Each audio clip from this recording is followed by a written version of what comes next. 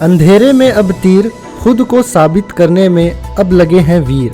यह बात अभी झारखंड की हेमंत सरकार को बिल्कुल फिट बैठ रही है, क्योंकि अपनी सरकार के गिरने की तेज होती सुगबुगाहट के बीच मुख्यमंत्री हेमंत सोरेन सरकार को बचाने के लिए शासन प्रशासन ने जिन लोगों को चिन्हित कर पकड़ा है, उसे लेकर सवाल उठने लगे हैं, क्योंकि पकड़े गए लोगों के परिजनों ने ही कैमरे के आगे आकर सरकार और प्रशासन के दावों की हवा निकाल रखी है।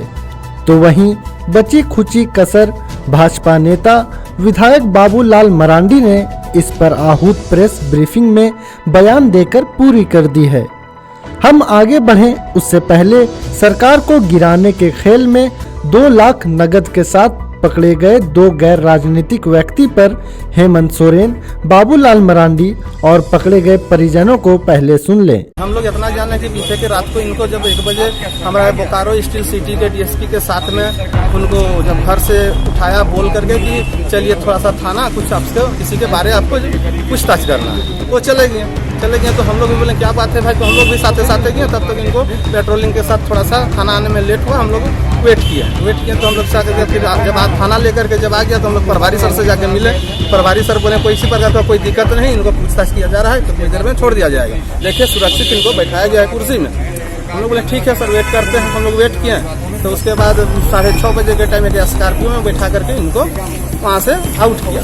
फिर हम लोग बोले कि सर नहीं ठीक है कुछ देर बाद छोड़ दिया जाएगा। डीएसपी साहब से के पास बाल जा करके मिले तो सिटी डीएसपी साहब भी वही बात बोले कि नहीं शाम तक छोड़ दिया जाएगा। शाम में गए तो बोले कि रांची का टीम आया था तो कुछ उन लोग का कुछ बात है, पूछताछ करना है। आज जब सुबेरे गए तो फिर सिटी डीएसपी साहब बोल रहे हैं कि कोतवाली थाना आप चले जाइए। हमने सर मैटर क्या है? अरे पुलिस था उसने बोला कि चलो डीएसपी के पास चलना है, डीएसपी तुमसे कुछ पूछताछ करेगा, ठीक है ना। इसी मामले में उठा के लाया था लोग। वो क्या करते हैं? तो प्लांट में जॉब करते हैं। अच्छा। हाँ ठीका मजदूर हैं, 320 रुपये पर डे उनको मिलता है। कब उठाया था पुलिस? क्या पुलिस बोला उस समय क्या बोला? मैंने तो उस में थे नहीं काफी, हम तो आपका रिलेटिव लगते हैं, उनका बहुत दूर रिलेटिव लगते हैं। सरकार को हिलाने की और गिराने की जो कोशिश हो रही है, फिर आश्चर्य लगा कि झारखंड सरकार के जो पुलिस पदाधिकारी है, कायदे से तो यह मामला डीजीपी को प्रेस कॉन्फ्रेंस करना चाहिए और बतानी चाहिए था कि क्या क्या मिला। नहीं तो स्पेशल ब्रांच के जो एडीजी है उनको प्रेस कॉन्फ्रेंस करना चाहिए। नहीं तो रांची में ये घटना हो रही है, यहाँ के पुलिस को सामने आना चाहिए। लेकिन पुलिस ने एक बयान ऐसे ही प्रेस रिलीज जारी किया और उसमें कहीं कोई तथ्य, कहीं कुछ दिखाई नहीं। भाई क्या क्या मिला, क्या पकड़ा, कहीं कुछ नहीं। तो इससे बिल्कुल साहब प्रेस कॉन्फ्रेंस कौन करते? जेएमएम के नेता करते। मैं पुलिस और सरकार के पदाधिकारियों को मैं एक बात तो हिदायत देना चाहता हूं कि भाई आप कोई पॉलिटिकल पार्टी के, झारखंड मुक्ति मोर्चा के टूल्स पुलिस को टूल नहीं बननी चाहिए। अगर ये पुलिस सोच रही है कि यही सरकार अस्थायी रूप से रहेगी तो ये गलत है उन लोगों की धारणा। और उन सारे मामलों की जांच की जाएगी और उस समय भी भले वो रिटायर कर जाए तब भी उनको जांच करके उनके ऊपर कार्रवाई की जाएगी। और जिन 3 लोगों की गिरफ्तार किए हैं, हम सरकार से मांग करते हैं बिना शर्त बेइज्जत उन सारे लोगों को रिहा करे सरकार, और इस प्रकार की हरकत सरकार बंद करे। सवाल यह है कि पुलिस प्रशासन को यह सब क्यों करना पड़ा। यदि हम इसके पीछे जाए तो पता चलेगा कि कई महीनों से हेमंत सरकार को अस्थिर करने का खेल चल रहा था, जिसमें मोहरा कांग्रेस के असंतुष्ट विधायक बने हुए थे। इन जब अपने सहयोगी दल के विधायकों को ही संभाल नहीं पाए तो सेंधमारी तो होगी ही, और यही हो भी रही है। कांग्रेस के असंतुष्ट विधायक की जब दल और सरकार में कोई सुनवाई नहीं होने लगी तो उन्हें कोई और सुनने लग गया। फिर बात बनने लगी। रांची में कई दौर की बैठक अलग अलग तरीके से 1 by 1 चलता रहा। कहते हैं जब दोनों पक्ष एक दूसरे को सुनने लगे तो सरकार गिराने और बनाने को लेकर डील भी अलग अलग तय होने लग गई। इस खेल में 3 और विधायक भी जुड़े और फिर बाबूलाल मरांडी के नाम पर एक विधायक को छोड़ सबकी सहमति भी बनी। सूत्रों का दावा है कि कई विधायक रांची में बनी सहमति के आधार पर दिल्ली पहुंचकर गुपचुप रूप से सरकार गिराने में लगे कुछ लोगों से मिल भी आए।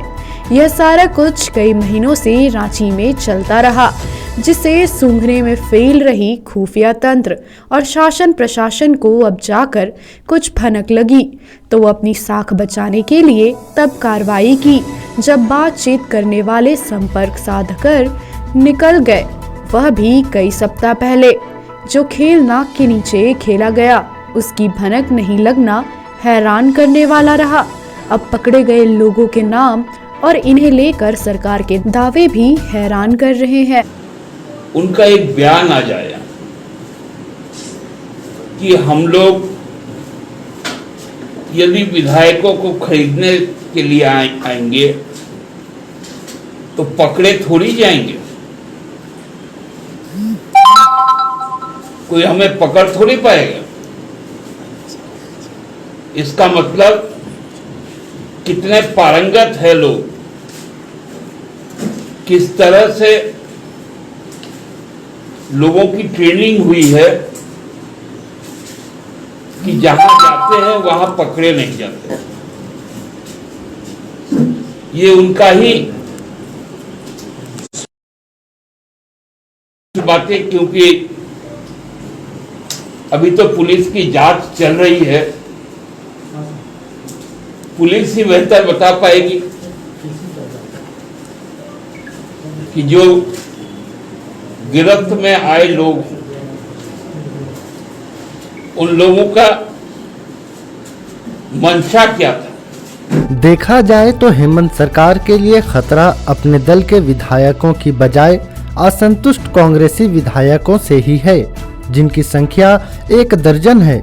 जो सीन है उसमें सरकार गिराने के पीछे यह वक्त इसलिए बहुत मुफीद मानकर चला जा रहा है क्योंकि आम लोगों में भी हेमंत सरकार को लेकर अब अच्छी धारणा नहीं है, क्योंकि नौकरशाह के हावी होने से एक तो कहीं लोगों के कोई काम नहीं हो रहे हैं, दूसरा जीएम लैंड, खास महल और अन्य नेचर की जमीन को लेकर हेमंत की सोच को लेकर राज्य के लोगों ने जो सोचकर जिताया था वह भी पूरा नहीं हो रहा है। लोगों की शिकायत है कि जो काम रघुवर दास ने आम लोगों की जमीन लूट कर किया वही ये भी कर रहे हैं। फर्क इतना है कि अब बिना कोई नीति के विधायक, नेता और प्रभावशाली के काम हो रहे हैं और आम लोगों का मामला लटका पड़ा है। वहीं जन समस्याओं की भी बात करें तो वह दूर हो नहीं पा रही है। शायद यह सब देखकर ही सरकार गिराने वाले इस समय को बेहतर मानकर अपने लिए चल रहे हैं।